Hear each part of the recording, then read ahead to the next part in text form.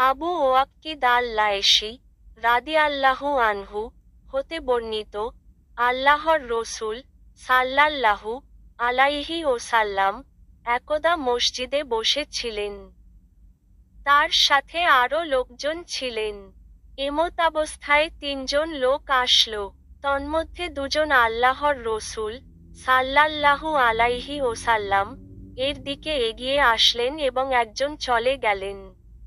আবু ওয়াক্কিদ রাদিয়াল্লাহু আনহু বলেন, তারা দুজন আল্লাহর রসূল সাল্লাল্লাহু আলাইহি ওয়াসাল্লাম এর নিকট কিছুক্ষণ দাঁড়িয়ে থাকলেন।